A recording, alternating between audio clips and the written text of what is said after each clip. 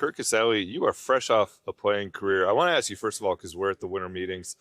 As a player, I'm sure you kind of sit there and maybe see social media stuff about the winter meetings and what's going on.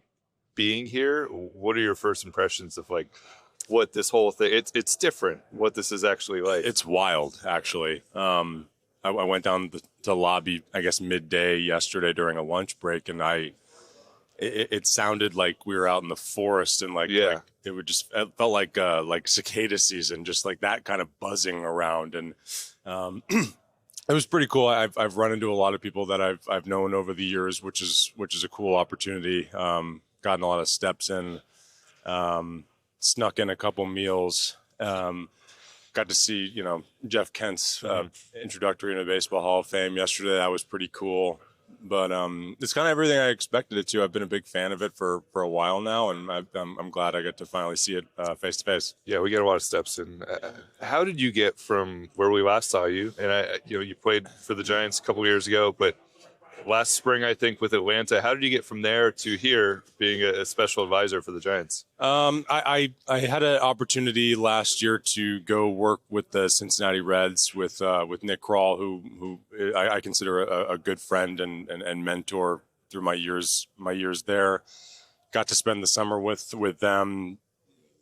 Dipped my toes in the water. Got some real life experience in terms of the front office part of it. Got a little bit of scouting experience, but a role for this year didn't come to fruition, and I was fortunate enough to have a couple phone numbers in my back pocket, and the first one was Buster, who just so happens to be a former teammate of mine, which I think is pretty unique in this industry, and jumped at an opportunity to come on board an organization I know really, really well, and I believe in, and think I can help.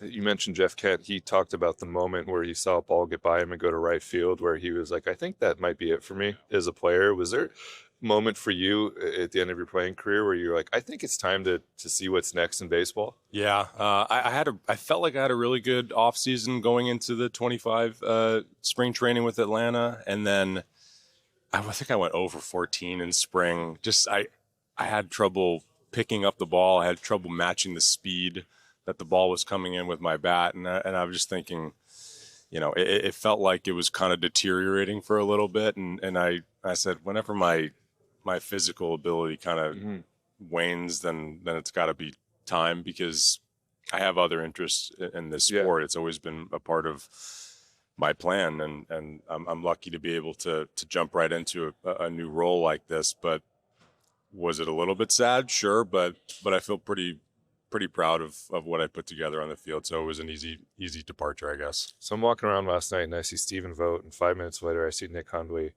Now I'm talking to you. I'm like, the Giants' backup catchers, Posey's backup catchers, they've done well. And with catchers, we're always like, that guy's going to be a manager. And I think a lot of the guys I've covered, and I told you this, I'm like, that guy could hop right into a TV booth. What do you look at down the line? I know you're getting your feet wet in terms of front office, but I think we all just assume that any good backup catcher type is going to become a manager at some point. How do you view that? I think a big reason why that happens is because we spend more time on the bench than we do on the playing field. So we get a little bit of the vibe in terms of what moves are about to be made, when my number could be called, because that's kind of the whole point, is like, well, is there a situation where I could be used here?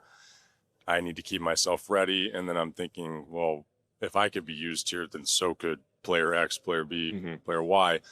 And it just kind of starts, trickling in your mind, just thinking like how the manager would play this out. And I think it's just natural that it happens to, secondary catchers or, but it is interesting to think about that, those types of guys end up being managers or prominent TV personalities or something like that. I haven't exactly decided about my future. This is my first step, and it works with what I have right now, what time I have to give in terms of just my family at home, and Buster's really understanding of that. So that's why it feels like a great fit for me.